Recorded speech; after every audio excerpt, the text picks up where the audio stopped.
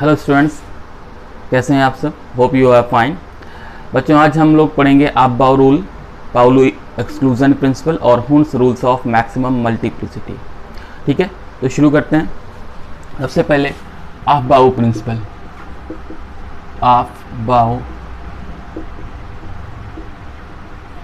Principal,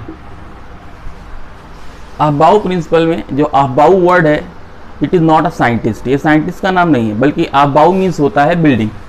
Aufbau means क्या होता है? बिल्डिंग। बिल्डिंग मीन्स बनना या बनाना।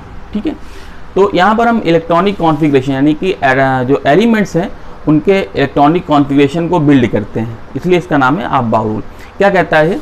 यही कहता है कि in filling of subshell, in filling of subshells, electrons are filled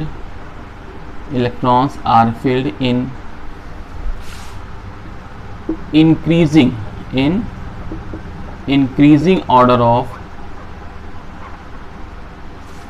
यहाँ पे सबशेल करके आप ऑर्बिटल कर लीजिए, इन फिलिंग ऑफ ऑर्बिटल्स। ठीक है, in filling of orbitals electrons are filled in increasing order of their energies,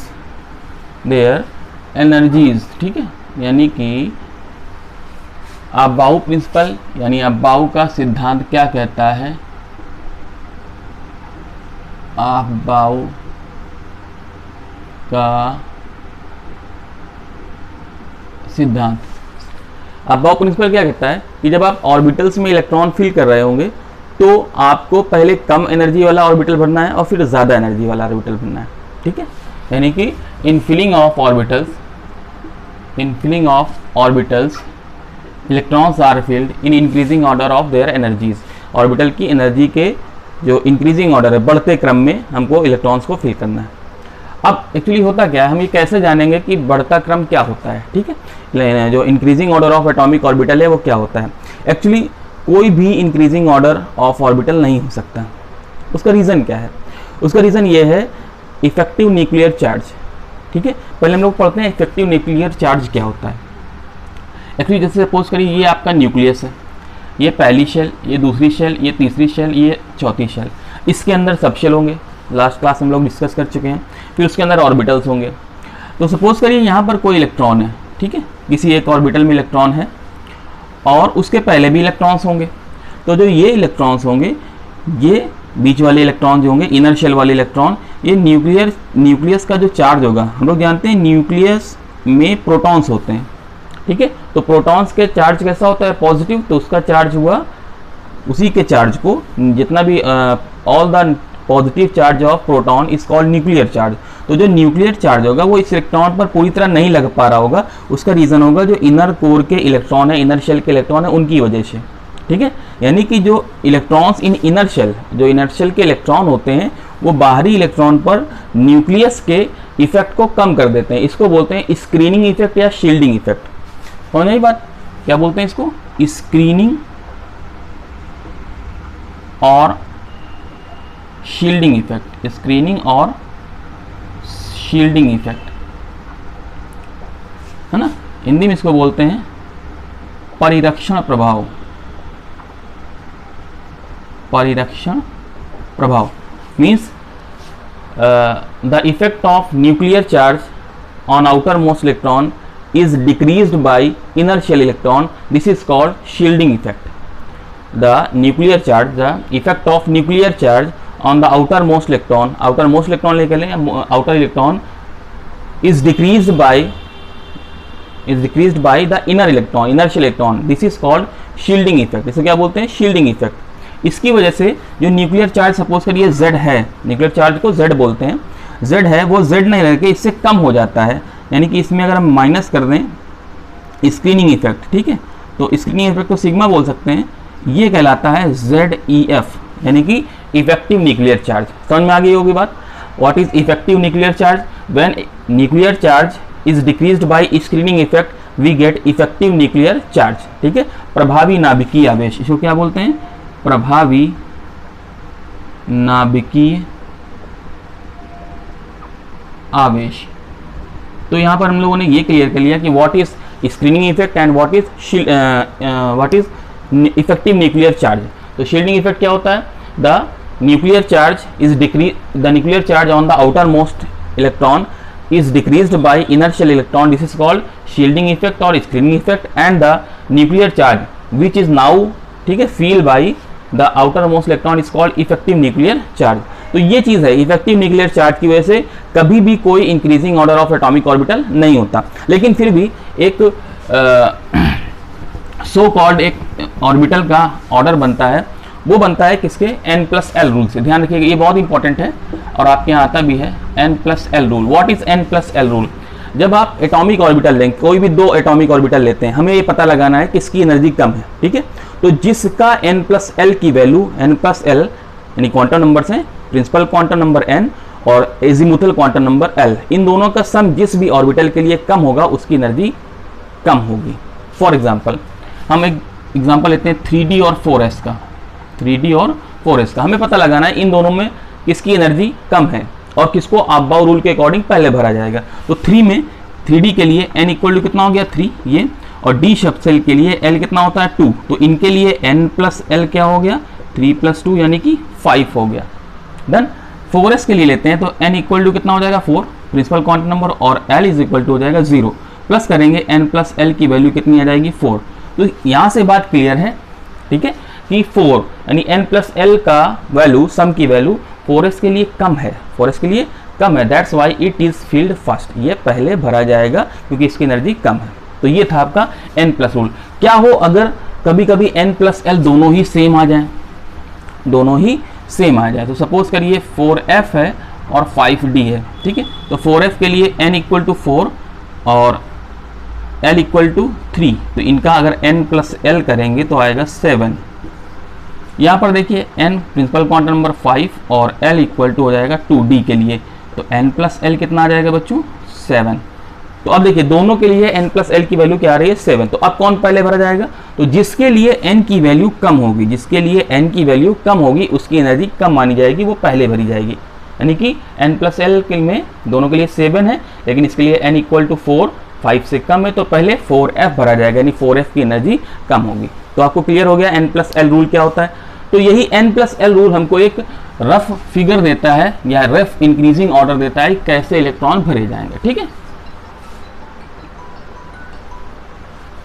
sorry. तो आइए आगे चलते हैं। इसके बाद जो है, तो अबाव प्रिंसिपल में ऑर्डर क्या रहेगा? तो आप ऑर्डर देखिए, ऑर्डर देखने के लिए आपको क्या करना है? आपको 1s 2s 2p 3s 3p 4s इतने आपको लर्न कर लेने हैं, छोटा सा 1s 2s 2p 3s 3p 4s। उसके बाद क्या करना है? उसके बाद आपको याद होगा, एक पता भी है, एक स्कूल है दिल्ली पब्लिक स्कूल, उसको शॉर्ट में बोलते हैं DPS। तो आपको लिख लेना है DPS, DPS 2 बार, DPS, ठीक है? DPS एंड DPS 2 बार। और अब ये सोचिए कि दिल्ली पब्लिक स्कूल के सारे बच्चे जो है फर्स्ट आए हैं, फर्स्ट आ गए, सारे बच्चे फर्स्ट क्लास में पास हो, तो हम उसको बोलेंगे फर्स्ट क्लास DPS यानी फर्स्ट DPS। तो फर्स्ट DPS का मतलब हुआ FDPS एंड FDPS, ठीक है? अब इसको नंबर दे दीजिए आप 3 4 5 और यहाँ पर 4 5 6, यहाँ पर 4 5 6 7 एंड 5 6 7 8। ये आपका अबाव प्रिंसिपल के अकॉर्डिंग एनर्जी के इंक्रीजिंग ऑर्डर ऑफ एनर्जी में एटॉमिक ऑर्बिटल का ऑर्डर तैयार है। अब आप इसमें इलेक्ट्रॉनिक कॉन्फ़िगरेशन कर सकते हैं। तो कैसे करना है आपको? 1s 2s 2p 3s 3p 4s इतना आपको लर्न करना है। उसके बाद क्या करना है? DPS दिल्ली पब्लिक स्कूल, सारे बच्चे फर्स्ट आए तो FDPS और FDPS, और यहाँ पर 3 4 5 ये याद रखिएगा, 3 4 5 4 5 6, ठीक है? और यहाँ पर 4 5 6 7 एंड 5 6 7 8। अब देखिए कैसे भी हम लोग किसी भी चीज़ का इलेक्ट्रॉनिक कॉन्फ़िगरेशन कर सकते हैं। सपोज करिए हमें करना है Na11 का, और इसके साथ एक बात याद रखनी, पहले भी हम बता चुके हैं आपको कि S सबशेल में मैक्सिमम 2 इलेक्ट्रॉन, P में 6, D में 10 और F सबशेल में 14 इलेक्ट्रॉन आ सकते हैं। डन। अब इस दोनों को keeping in the mind these two things, आप आराम से इलेक्ट्रॉनिक कॉन्फ़िगरेशन कर सकते हैं। सपोज करिए Na सोडियम 11 करना है तो पहले S में 2 इलेक्ट्रॉन, फिर यहाँ पर भी 2, 2 2 4, 4 एंड 6, P में 6 आते हैं, कितने हो गए 10 और 1 11। तो क्या कॉन्फ़िगरेशन हो गया 1s2 2s2 2p6 and 3s1, किसका सोडियम का। सपोज करिए और आगे बढ़ते हैं, मान लीजिए हमें कॉन्फ़िगरेशन करना है 38 का, ठीक है। तो 1s2 2s2 2p6 3s1 कितने हो गए थे यहाँ पर 2 2 4 6 10 और 11। तो यहाँ पे आप कर देंगे 12 6 18 2 20 10 30 और 6 36 एंड 2 38, यहाँ तक आ जाएंगे, ठीक है। तो ये 38 का हो गया। किसी भी आपको 120 तक का है, ये आपका 120 तक आप कोई भी इलेक्ट्रॉनिक कॉन्फ़िगरेशन कर सकते हैं आराम से, सीधा इसी ऑर्डर पर रखते चले जाइए। S में मैक्सिमम 2 इलेक्ट्रॉन, P में 6, D में 10, F में 14। बस थोड़ी सी बातें ध्यान रखनी है, थोड़ी सी बात ये ध्यान रखनी है। सबसे पहली बात जो आपको ध्यान रखनी है वो ये है, D ब्लॉक के एलिमेंट हैं, ठीक है। अभी आप शायद D ब्लॉक और F ब्लॉक ना समझे, आप ऐसे एज इट इज जो मैं बताता जा रहा हूँ आप उनको ले लीजिए कि ये एलिमेंट्स में थोड़ा सा एक्सेप्शन होता है। एक्सेप्शन इसलिए नहीं कि वो एक्सेप्शन है, बल्कि उनका एक्सप्लेनेशन तो है कि वो क्यों ऐसा हो गया। एक्सेप्शन इस रूल से है, ठीक है, इस रूल के अकॉर्डिंग थोड़ा सा अलग हटके होगा, इसलिए एक्सेप्शन। क्रोमियम 24 एंड कॉपर 29, इनका थोड़ा सा अलग होता है। सपोज करिए कैसे अलग होता है, देखिए याद करना हमें 1s 2s 2p 3s 3p 4s and उसके बाद dps होता है तो हम 3d ले रहे हैं, ठीक है। ऐसे यहाँ पर भी 1s 2s 2p 3s 3p 4s and 3d। देखिए भर के देखते हैं, 24 है ना इसमें, तो 24 में होगा 2 2 4 4 6 10 10 2 12 6 18 और 2 20, ये 20 हो गए, ठीक है। अब कितने बचे 24 है ना, तो D में कितने जाएंगे 4, D में कितने जाएंगे 4। लेकिन ऐसा नहीं होता, और इसका रीज़न क्या है कि D से एक इलेक्ट्रॉन, S से एक इलेक्ट्रॉन इसमें चला जाता है और D को बना देता है 5 और S को कर देता है 1। ऐसा क्यों हुआ? ऐसा इसलिए हुआ to make the half filled, ठीक है, to make the D half filled, exactly half filled orbital. Half filled कैसे समझे? हम लोग जानते हैं कि D में होते हैं 5 ऑर्बिटल, ठीक है। तो D में 5 ऑर्बिटल हैं, तो ये देखिए 1 2 3 4 5, D में 5 ऑर्बिटल हैं और हर एक ऑर्बिटल में 2 इलेक्ट्रॉन आ सकते हैं, 10 हो गए, तो 5 के लिए एग्जैक्टली हाफ फील्ड हो गया। ये देखिए 1 2 3 4 5, तो ये एग्जैक्टली हाफ फील्ड है। तो हाफ फील्ड और फुल फील्ड ऑर्बिटल जो होते हैं वो एक्स्ट्रा स्टेबल होते हैं। अभी मैं बताता हूँ इसके जस्ट बाद कि क्यों होता है ऐसा, पहले एक्सेप्शन पढ़ लेते हैं, ठीक है। इसमें देखिए ये तो क्रोमियम में क्या होगा 4s1 एंड 3d5, ना कि 4s2 3d4। डन। तो जहां पर भी आपको d4 मिले तो उससे बेटर ये रहेगा उसके आगे वाले s से एक इलेक्ट्रॉन उस पर पहुंचा के उसको d5 बना दिए और s में कम रखिए। रीजन वही extra exactly half field subshell, क्योंकि वो स्टेबल होते हैं। उसका रीजन भी बताते हैं। अच्छा, कॉपर के लिए तो 2 2 4 6 10 2 12 एंड 18 एंड 2 20, तो यहाँ तक 20 हो गए। अब उसके बाद 9 है तो इसको 9 करना पड़ेगा, तो 9 से बेटर ये है कि अभी हमने क्या बताया D को कंप्लीट फील्ड कर दीजिए, यहाँ पे कर दीजिए 10 और यहाँ पे 1। ये क्या हो गया, तो D में कितने होते हैं ऑर्बिटल 5 होते हैं, 1 2 3 4 5 1 2 3 4 5 एंड 1 2 3 4 5, 10 इलेक्ट्रॉन हो गए। तो ये क्या हुआ एग्जैक्टली फुल फील्ड, ठीक है। तो ये हाफ फील्ड या फुल फील्ड होने की वजह से ये एक्सेप्शन हो गया इसके, ठीक है। आइए देखते हैं एक्सेप्शन और कौन कौन से हो सकते हैं। तो आप इसको सिर्फ लिख लीजिए, मैं आपको बता देता हूँ एक्सेप्शन लैंथेनॉइड्स के हैं। लैंथेनॉइड्स से आप जो हैं फैमिलियर होंगे, लैंथेनॉइड्स एंड एक्टिनॉइड्स। लैंथेनाइड्स जो होते हैं एलिमेंट्स आफ्टर लैंथेनम, यानी 57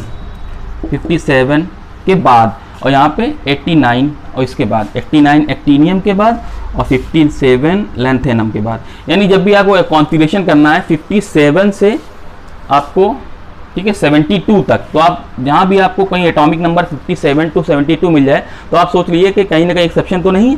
और 89 से 103 लॉरेंशियम तक, यहाँ पर थोड़ा सा एक्सेप्शन होता है। एक्सेप्शन क्या होता है बता देता हूँ आपको। सिर्फ आपको एटॉमिक नंबर मैं बता दे रहा हूँ कि इसमें एक्सेप्शन होगा और क्या होगा, ठीक है। बस आप उसको ध्यान रखिए कि बाकी इन एलिमेंट्स को छोड़ के जो भी बताया हमने, क्रोमियम एंड कॉपर और लैंथेनाइड और एक्टिनाइड, इनको छोड़ के कहीं पर भी कोई एक्सेप्शन नहीं है। आप बिंदास इलेक्ट्रॉनिक कॉन्फ़िगरेशन करिए इसी रूल के अकॉर्डिंग। डन। तो देखिए इसमें कौन कौन होता है, तो लैंथेनम है आपका 57, 58, ठीक है, 64 एंड 71 लैंथेनम।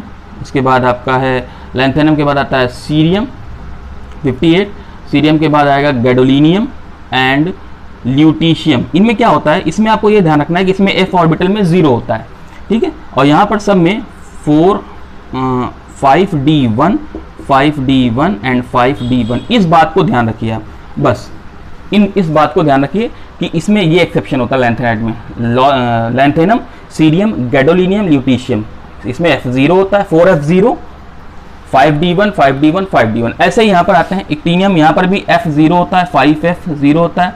इसके बाद आपको एक और एलिमेंट लेना है, ठीक है, ये लेना है आपको 90 थोरियम, 90 थोरियम, इसमें भी आपका f0 होता है, 5f0 होता है, ध्यान रखिएगा, और 6d2 होता है, ठीक है। इसके बाद आपका आएगा 92 यूरेनियम, इसमें 6d1 होता है। इसके बाद आएगा 93 नेपच्यूनियम, इसमें भी 6d1 होता है।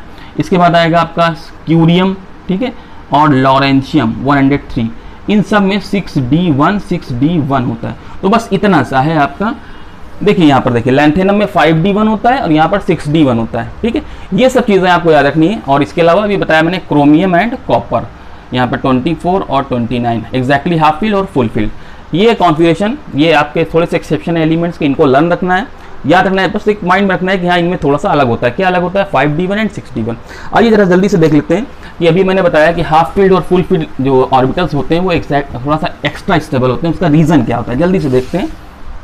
देखिए सपोज करिए अभी हमने बताया आपको कॉपर, क्रोमियम बताया 24, 1s2, 2s2, 2p6, 3s2, 3p6, 4s2 and 3d4। तो ये 3d4 ना हो गया, 3d5 एंड 4s1। तो इसको ले लेते हैं, ये आपका है 3d5, 1 2 3 4 5, ये एग्जैक्टली हाफ फील्ड है। तो सबसे पहला रीज़न ये है कि symmetry, why they are extra stable, due to symmetry. देखिए ये सिमेट्री है, सिमेट्री मतलब सब एक जैसा दिख रहा है ना, तो symmetry impart stability to anything. किसी भी चीज़ में अगर सिमेट्री है तो स्टेबिलिटी होगी, ठीक है।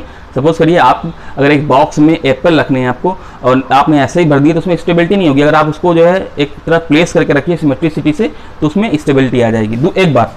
दूसरी बात होती है एनर्जी एक्सचेंज। बस ये दोनों बात आप ध्यान रखिएगा कि why half filled orbital and full filled orbital are extra stable, it is due to symmetry and energy exchange. इसमें जो एनर्जी एक्सचेंज है वो ज़्यादा हो सकता है। देखिए इस इलेक्ट्रॉन के पास 1 2 3 4 ऑर्बिटल, मतलब ऐसे जा सकता है, ऐसे ऐसे या ऐसे, एक्सचेंज के ऑप्शन ज़्यादा हैं। सेकंड वाले के पास ऐसे ऐसे या ऐसे, मतलब सभी के पास कुछ ना कुछ एक्सचेंज का ऑर्डर बनता है। जबकि अगर हम इसको ऐसे भर देते, जैसे नहीं भरना चाहिए था, मान लीजिए ऐसे भर देते, ठीक है, तो एक्सचेंज के ऑर्डर कम हो जाते हैं, यानी एनर्जी एक्सचेंज हमको कम मिलता है। डन है। तो आपको समझ में आ गई वो बात कि why exactly half filled and full filled orbitals are extra stable. क्यों ऐसा होता है कि जो हाफ फील्ड और फुल फील्ड ऑर्बिटल होते हैं वो एक्स्ट्रा स्टेबल होते हैं। चलिए अब इसका तो अब रूल आपको क्लियर हो गया होगा, विद एक्सेप्शन आपको क्रोमियम कॉपर, लैंथेनॉइड्स में 5d1 और एक्टिनाइड्स में 6d1, ये याद रखना है कहाँ कहाँ पर होता है, ठीक है। आइए जल्दी से देख लेते हैं इसका नेक्स्ट टॉपिक है Pauli's exclusion principle. Pauli's exclusion principle, Pauli's exclusion principle, यानी कि पाउली का, इसको हिंदी में बोलते हैं अपवर्जन सिद्धांत। क्या होता है ये, ठीक है। ये कहता है no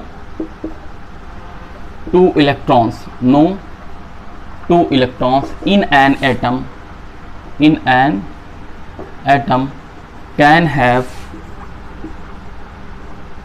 all 4 quantum number same. यानी किसी भी एटम में किसी भी एटम में 2 इलेक्ट्रॉन के लिए चारों क्वांटम नंबर की वैल्यू सेम नहीं हो सकती है, ये पाउली ने कहा था। और इसी से रिजल्ट निकल के आया था कि एक ऑर्बिटल में 2 इलेक्ट्रॉन रह सकते हैं, एक ऑर्बिटल में 2 इलेक्ट्रॉन रह सकते हैं। इफ 3 क्वांटम नंबर, कौन कौन से 3 quantum number? Principal, azimuthal and magnetic quantum number, ठीक है, आर सेम, देन अगर सेम हो भी जाए देन फोर्थ क्वांटम नंबर कौन सा? स्पिन विल बी डिफर, वो डिफर कर जाएगी। अगर 4 क्वांटम नंबर सेम हो भी जाए तो 3 क्वांटम नंबर सेम हो भी जाए तो चौथी यानी कि स्पिन क्वांटम नंबर है वो अलग हो जाएगी। आइए देखते हैं कैसे। सपोज करिए ऑक्सीजन का एटम है, ऑक्सीजन का एटॉमिक होता है 8, तो इसका कॉन्फ़िगरेशन होगा 1s2 2s2 and 2p4। Suppose करिए इसके पहले जो ऑक्सीजन के पहले 2 इलेक्ट्रॉन वो कहाँ पर है? इस वाले सबशेल में, फर्स्ट सेकेंड, यहाँ पर कौन सा है? थर्ड फोर्थ, यहाँ पर कौन सा है? फिफ्थ सिक्स सेवन्थ एट, 5वां 6वां 7वां और 8वां इलेक्ट्रॉन। सपोज करिए हमको 7th इलेक्ट्रॉन के लिए और 8th इलेक्ट्रॉन के लिए क्वांटम नंबर चाहिए। तो सबसे पहले देखिए 7th और 8th के लिए में ये 2p4 कैसे देख लीजिए। यहीं पर हम आपको एक क्वेश्चन बता दे रहे हैं, वो क्वेश्चन अक्सर आता है आपके एग्जाम में, बोर्ड एग्जाम में भी आता है कि find all 4 quantum number of 20 electron, मतलब कोई एक इलेक्ट्रॉन रहेगा 13 electron of chlorine, 7th electron of oxygen, 5th electron of carbon, इस टाइप क्वेश्चन। तो आप ये देख लीजिए कि वो इलेक्ट्रॉन कहाँ पर, सपोज करिए यहाँ पर हमें पता करना है find all 4 quantum number of 7th electron. तो 7th इलेक्ट्रॉन इस पे है 2p4 में, ठीक है। तो इसके लिए n इज इक्वल टू कितना हो गया 2 और l इक्वल टू कितना हो गया, क्योंकि p सबशेल है तो हो गया 1। अब इसके लिए m और s की वैल्यू देखने के लिए बॉक्स बनाना पड़ेगा हमको, 1 2 ये बना दिया हमने। कितने इलेक्ट्रॉन इसमें भरने हैं? 4।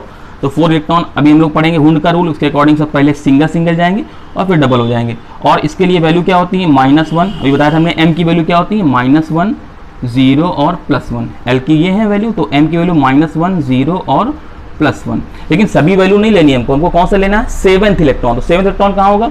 तो 2 2 4 तो यहाँ हो गए बच्चों, तो 5th 6th 7th, तो ये 7th इलेक्ट्रॉन। 7th इलेक्ट्रॉन के लिए m की वैल्यू कितनी हो जाएगी? +1। और s की वैल्यू, तो देखिए 7th इलेक्ट्रॉन कैसा है? सीधा है, ऊपर की तरफ है, इसके लिए स्पिन क्वांटम नंबर की वैल्यू हो जाएगी +12। कितनी हो जाएगी? +12। तो ये किसके लिए बच्चों? 7th इलेक्ट्रॉन के लिए। तो 7th इलेक्ट्रॉन के लिए आपने देखा कि n की वैल्यू क्या है? 2, l की वैल्यू 1, m की वैल्यू +1 और s की वैल्यू +12। अब जरा 8th इलेक्ट्रॉन के लिए देख लेते हैं। तो 8th इलेक्ट्रॉन के लिए देखिए n की वैल्यू, वही 8th इलेक्ट्रॉन भी यहाँ पर भी है ना, तो 8th इलेक्ट्रॉन के लिए n इक्वल टू कितना हो जाएगा? 2, l की वैल्यू अभी भी कितनी है? 1, m की वैल्यू, तो m की वैल्यू 8th इलेक्ट्रॉन कहाँ गए? यहाँ पर देखिए, ये 4 हो गए थे, 5वां 6वां 7वां, और ये उल्टा वाला जो है ये क्या कौन सा इलेक्ट्रॉन है? 8th electron. तो m की वैल्यू कितनी हो जाएगी? -1 और s क्योंकि उल्टा है तो -12। आप ये देखिए कि 7th और 8th इलेक्ट्रॉन के लिए क्या चारों क्वांटम नंबर की वैल्यू सेम आ रही है? नहीं, अलग अलग आ रही है। अगर सपोज करिए 5th 6th 7th 4 हो गए थे, 5th 6th 7th 8th, हाँ 7th यहाँ पर है 8th यहाँ पर है। तो अगर सपोज करिए इनके लिए भी लेते तो इनके लिए यानी कि 5th और 8th के लिए, 5th सपोज करिए 5th के लिए निकालना है तो n इक्वल टू 2 ही रहेगा। 5th इलेक्ट्रॉन कहाँ पर है? यहीं पर है। l इक्वल टू 1 रहेगा, m की वैल्यू भी -1 आएगी, लेकिन s और की वैल्यू -12 ना होकर +12 हो जाएगी। देख रहे हैं आप 5th इलेक्ट्रॉन ये वाला है सीधा वाला, तो n की वैल्यू कितनी है इसके लिए? 2, l की वैल्यू p सबशेल इसलिए 1, m की वैल्यू कितनी है? -1 और s की वैल्यू +12। तो आप ये देखिए कि 5th इलेक्ट्रॉन के लिए भी 3 quantum number n l m, यहाँ पर 8th इलेक्ट्रॉन के लिए n l m ये सेम है, लेकिन लास्ट वाली क्वांटम नंबर यानी कि स्पिन क्वांटम नंबर वो अलग हो रही है। तो पाउली का रूल बिल्कुल सही था कि no 2 electrons in an atom can have all 4 quantum number same. किसी भी एटम में किसी 2 इलेक्ट्रॉनों के लिए चारों क्वांटम नंबर की वैल्यू सेम नहीं हो सकती। अगर 3 सेम हो भी जाए तो चौथी यानी कि स्पिन क्वांटम नंबर वो डिफर हो जाएगी। तो इस तरह से आप क्वेश्चन कर सकते हैं। एक और क्वेश्चन भी ये इसमें आ गया, find all 4 quantum number of 7th electron. चलिए कि आप होमवर्क नोट कर लीजिए इसको। होमवर्क ये है कि find all 4 quantum number of, इसको मिटा देता हूँ, आपका होमवर्क नोट कर लीजिए। Find all 4 quantum number of 11th electron of sodium. 11th electron of sodium, ये मुझे इसका करके चारों क्वांटम नंबर की वैल्यू मुझे कमेंट बॉक्स में आप मैसेज करेंगे, ठीक है। Find all 4 quantum number of 11th electron of sodium. ठीक है, चलिए आगे हम लोग पढ़ते हैं। लास्ट टॉपिक इसका है Hund's rule of maximum multiplicity. Hund's rule of maximum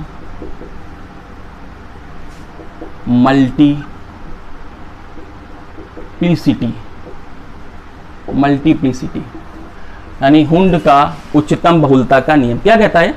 ये कहता है कि in filling of orbitals, in filling of orbitals, in filling of orbitals electrons are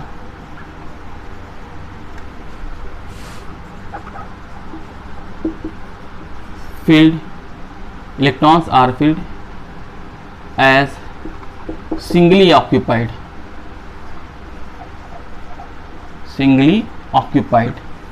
मतलब कि सभी में सिंगल सिंगल इलेक्ट्रॉन जाएंगे। Pairing is possible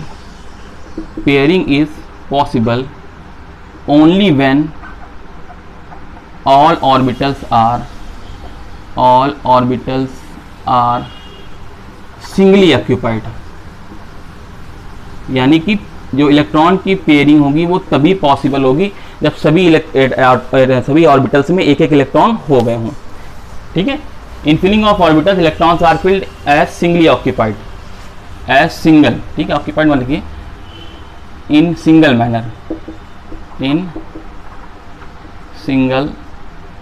manner. Pairing is possible only when all orbitals are singly occupied, यानी सभी में पहले एक एक भरेंगे और उसके बाद पेयरिंग तभी हो पाएगी जब सभी में एक एक इलेक्ट्रॉन हो जाए। सपोज करिए ये है आपका ऑक्सीजन का है 8 एग्जांपल ले लेते हैं, 1s2 2s2 2p4। ठीक है, हमको एक 2p4 वाला देखना है। तो देखिए जो 4 इलेक्ट्रॉन हैं 2p4 के वो हम कैसे भर सकते हैं? हम ऐसे भर सकते हैं 1 2 1 2। तो ये Hund's rule of maximum multiplicity के अकॉर्डिंग गलत है। उन्होंने ये कहा था कि पहले सिंगली जाएंगे, एक एक करके जाएंगे। हम ऐसे भी भर सकते हैं 2p4 को। ठीक है, 2p4 3 ऑर्बिटल होते हैं p में, ऐसे भर दीजिए, ऐसे भर दीजिए। ठीक है, और ऐसे भर दीजिए। तो ये भी गलत है क्योंकि पेयरिंग यहाँ से होनी है। तो सही क्या है 2p4 के लिए? तो 2p4 के लिए सही ये है, हुंड्स ने जो बताया था कि all atoms are singly occupied. तो 1 2 3 1 2 3 और फिर पेयरिंग यहाँ से। वैसे एग्जैक्टली ये भी सही हो सकता है अगर हम लोग px py उधर से लें तो ठीक है, ये भी सही है, यानी कि ये नहीं हो सकता। ठीक है, सिंगली ऑक्यूपाइड पहले होंगे। अच्छा, इसको मैक्सिमम मल्टीप्लिसिटी क्यों बोलते हैं? तो देखिएगा मैक्सिमम मल्टीप्लिसिटी, मैं एक एग्जांपल इसका और इसका ले सकता हूँ। देखिए यहाँ पर हम लोग जानते हैं कि जो स्पिन क्वांटम नंबर होता है उसकी वैल्यू +½ होती है for clockwise and -½ for anti clockwise. तो यहाँ पर देखिए, यहाँ पर 2 इलेक्ट्रॉन, इसके लिए क्या हुआ +½ और इसके लिए -½ तो दोनों ने एक दूसरे को कैंसिल कर लिया। अगर मल्टीप्लिसिटी हम जोड़ेंगे तो कितनी होगी 0, और यहाँ पर मल्टीप्लिसिटी कितनी होगी? तो यहाँ पर इसके लिए +½ और इसके लिए -½ दोनों को ऐड कर देंगे तो क्या आ जाएगा 0। यानी कि हमारे पास जो मैक्सिमम मल्टीप्लिसिटी आ रही है, जो मल्टीप्लिसिटी आ रही है, स्पिन मल्टीप्लिसिटी आ रही है, वो कितनी आ रही है 0। ठीक है, इसके लिए देखिए, तो यहाँ पर देखिए +½ ये हुआ, इसके लिए +½ हुआ, और ये +½ एंड -½ कैंसिल आउट तो 0, यानी कुल मिला के इसके लिए आ गया हमारे पास 1। तो देखिए इस रूल के अकॉर्डिंग स्पिन मल्टीप्लिसिटी कितनी आई 0, और इस रूल के अकॉर्डिंग यानी हुंड्स रूल के अकॉर्डिंग स्पिन मल्टीप्लिसिटी कितनी आ रही है 1।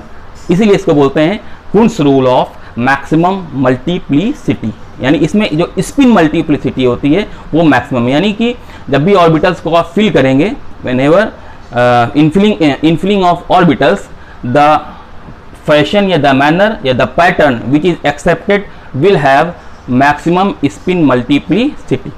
डन होगी बात, क्लियर होगी बात? स्पिन मल्टीप्लिसिटी समझ में आ गया आपको? देखिए यहाँ पर +½ -½ -½ यहाँ पे 0, यहाँ पर 0, तो टोटल कितना आ गया 0। यहाँ पर क्या है +½ और +½ दोनों को ऐड कर दीजिए, कितना हो गया 1, और ये दोनों एक दूसरे को कैंसिल कर देंगे तो 0, यानी 1 + 1 ½ + ½ कितना हुआ 1, यानी कि यहाँ पर मल्टीप्लिसिटी कितनी आ रही है 1, यहाँ पर कितनी आ रही है 0। तो कौन सा एक्सेप्टेबल है हमारा? तो ये वाला। ठीक है, तो होप आपको ये तीनों रूल समझ में आ गए होंगे। एक और क्वेश्चन आपको हम लास्ट में समझा दे रहे हैं, जो आपको होमवर्क ये समझ में आ गया आपको, सिंगली ऑक्यूपाइड है, Hund's rule of maximum multiplicity. बहुत छोटा सा था, आसान सा था, समझ में आ जाना चाहिए था। जो अभी हमने आपको होमवर्क दिया है कि find all 4 quantum number of sodium, एक और देख लेते हैं, फाइंड, क्वेश्चन देख लेते हैं, ऑल 4 क्वांटम नंबर ऑफ, ठीक है, 13th इलेक्ट्रॉन ऑफ क्लोरीन 17, इसके लिए ये क्वेश्चन सपोज करिए आई, तो बहुत आसान सी बात है, आप क्लोरीन लिखेंगे 17, इसका कॉन्फ़िगरेशन कर देंगे 1s2 2s2 2p6 3s2 3p6 4s2, तो कितने हो गए, 2 टर्न ज़्यादा हो जाएंगे, यहाँ पर आ जाइए 3p5 में कर दीजिए, तो ठीक ये हो गया। अब कौन से इलेक्ट्रॉन के लिए निकालना आपको, 13th इलेक्ट्रॉन के लिए, देख लीजिए 13 इलेक्ट्रॉन है कहाँ पर, तो 2 2 4 6 10 हो गए, 10 to 12, 12 के बाद इलेक्ट्रॉन इसमें है, यानी कि यहाँ पर 13 से 17 तक इलेक्ट्रॉन आपको मिलेंगे, तो p में कितने ऑर्बिटल होते हैं, 3, ठीक है, कितने हमको इलेक्ट्रॉन फिल करने हैं, तो 5, कौन रूल के अकॉर्डिंग, पहले सिंगली ऑक्यूपाइड 1 2 3, यानी कि 13 14 15 16 और 17, तो आपका इलेक्ट्रॉन कौन सा है, 13, यानी कि ये वाला इलेक्ट्रॉन, आप इसको मोटा कर लीजिए ऐसे करके। इस इलेक्ट्रॉन के लिए आपको चारों क्वांटम नंबर की वैल्यू निकालनी है, तो ठीक है, देखिए ये आपका सबशेल था, तो यहाँ से निकाल लीजिए, n इक्वल टू कितना हो जाएगा, 3, n इक्वल टू कितना हो गया, 3, l इक्वल टू, चूंकि p सबशेल है तो n इक्वल टू हो गया कितना आपका, 1, ठीक है। अब m की बारी आती है, तो m के लिए आपको निकालना पड़ेगा l, जितनी पॉसिबल वैल्यू उतनी, उसके बाद वो देखना पड़ेगा कि आपका 13 इलेक्ट्रॉन है कहाँ पर, तो पॉसिबल वैल्यूज हो जाएंगी आपकी m की कौन सी हो जाएंगी, -1 0 और +1, -1 0 और +1, ये वैल्यूज हो जाएंगी आपकी, ठीक है। अब इनमें से आपका इलेक्ट्रॉन कहाँ पर है, यहाँ पर है, तो इनमें से एक्सेप्टेबल वैल्यू कौन सी होगी, -1, बस ये आ गई आपकी। और आपका इलेक्ट्रॉन सीधा है या उल्टा, तो आपका इलेक्ट्रॉन सीधा है, तो s इक्वल टू कितना हो गया, +½ इस तरह से निकाली जाती है किसी भी एटम में किसी भी इलेक्ट्रॉन के लिए चारों क्वांटम नंबर, ठीक है। सपोज करिए इसी में कह देता आपसे कि 13 इलेक्ट्रॉन के लिए ना निकाल के आप निकालिए 6 इलेक्ट्रॉन के लिए, तो कहाँ देखते हैं, 2 2 4, 4 के बाद यहाँ पर है तो 2p6 में आएगा, ठीक है, तो निकाल लीजिए यहाँ पर, तो n इक्वल टू कितना हो जाएगा, 2, ये क्वांटम नंबर है, l इक्वल टू कितना हो जाएगा, 1, अच्छा, और m इक्वल टू, तो 3 है, तो 3 ऑर्बिटल आप बना लीजिए ऐसे करके, और यहाँ पर -1 0 और +1, 6 इलेक्ट्रॉन है ना, तो देखो 4 हैं, 4 के बाद 5वां 6वां 7वां 8वां 9वां 10वां, आपको किसके लिए निकालना था, 6 इलेक्ट्रॉन के लिए, तो 6 इलेक्ट्रॉन के लिए 5वां 6वां, ये आया आपका, ये 6वां इलेक्ट्रॉन है आपका, ठीक है। तो इसके लिए m की वैल्यू 0 और s की वैल्यू +½ ठीक है। तो किसी भी इलेक्ट्रॉन के लिए किसी भी एटम में आप चारों क्वांटम नंबर की वैल्यूज आप निकाल सकते हैं, एग्जैक्टली डन। तो ये थे आपके Pauli's exclusion principle and Hund's rule of maximum multiplicity. Hope आपको बहुत मजा आया होगा, एंजॉय किया होगा आपने, अच्छी तरह समझा होगा। नेक्स्ट वीडियो में हम नेक्स्ट चैप्टर लेके आते हैं। अगर आपको ये वीडियोस अच्छे लगते हैं तो प्लीज़ इस वीडियोस को लाइक करिए और चैनल को सब्सक्राइब कर लीजिए, ताकि आपको आगे से सारे वीडियो एक ऑर्डर पे मिलते रहें। अगर आप सब्सक्राइब करते हैं तो आपके सामने एक प्लेलिस्ट होती है, उसमें आप अपनी क्लास सेलेक्ट करिए, सब्जेक्ट सेलेक्ट करिए और आपके वीडियोज़ आपके सामने होंगे। ठीक है बच्चों, ठीक है, तब तक पढ़ते रहिए, ठीक है, थैंक यू।